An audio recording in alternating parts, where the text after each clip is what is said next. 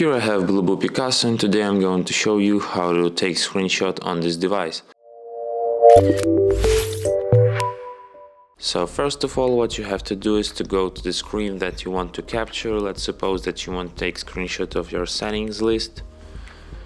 So next what you have to do is to tap power button and volume down at the same time to take a screenshot. Just like this. Let me show you one more time. Power button and volume down. And that's it. If you want to find your screenshot, you have to go to the gallery, to the screenshot album, and here you have your screenshot. You can share, edit or delete it from here. And that's it. If you find this tutorial useful, don't forget to hit that like button and subscribe to our channel.